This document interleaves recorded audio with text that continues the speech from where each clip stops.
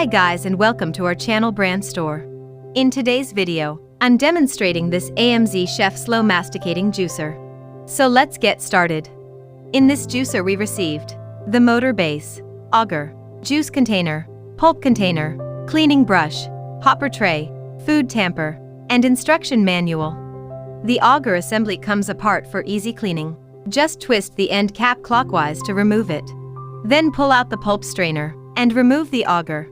The auger is made from a dense hard plastic designed to crush ingredients and withstand the pressure of breaking down firm fruits and vegetables. The plastic housing of the assembly has a feed chute on top and juice dispenser hole on the bottom. Putting the pieces back together is quick and easy, though be sure to push the auger all the way back into the housing, which can feel tight due to the rubber O-ring at the back. The strainer goes over the end of the auger like so, and the cap screws back on with a counterclockwise twist.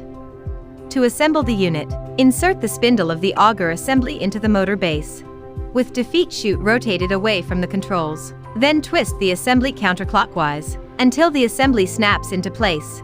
Next, place the juice container under the juice dispenser and the pulp container under the end cap.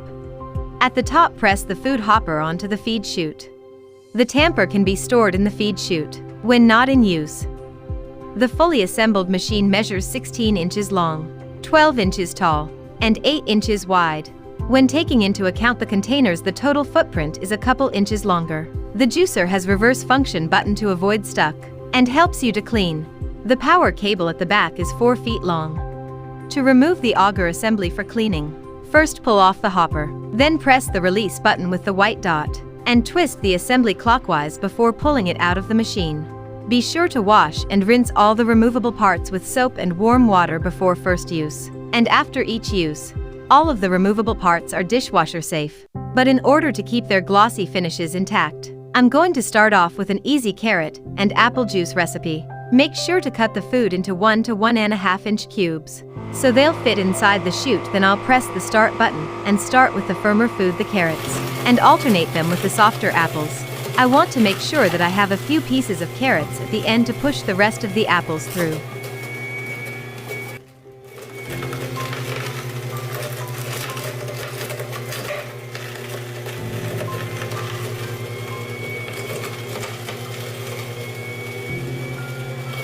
Here's the leftover pulp. It's pretty dry, and I can't seem to press any more liquid out of it. So I think the juicer was pretty efficient. Here's the juice that I got. It's about cup of liquid, and it looks very bright and rich.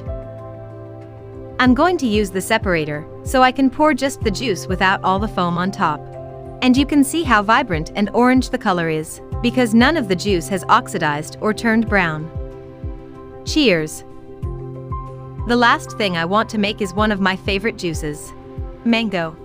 Now, when I asked the manufacturer if the machine could handle the kernels, their primary concern was that the mango slice would get crushed and make the juice unpalatable. But as long as the slice shells are filtered out, I think it's gonna be fine. The AMZCHEF juicer actually did a great job with extracting every bit of juice from them. You can see here that the pulp is pretty dry, and most of the yellow has ended up in the juice, as it should. There is a lot of foam in this juice from the crushed pulp, which actually gives the juice a bit of a cloudy white appearance. So it's not as clear as pure pressed palm juice. However, the taste was just as delicious. So I'm pretty happy about that. Overall, I found this juicer to be really easy to assemble and use, also doing a great job at extracting a majority of the juice from most fruits and vegetables, including leafy greens. The juice comes up here with little oxidation, and the pulp is fairly dry, lending to its efficiency. It's also super simple to clean, and rinses out in just a few minutes after each use. In fact, it's one of the easiest to clean juicers that I've owned in a while. I hope you enjoyed this review. You can ask me any questions in the comments. I'll put a link to the product in the description below. Don't forget to subscribe to my channel, and join me next time.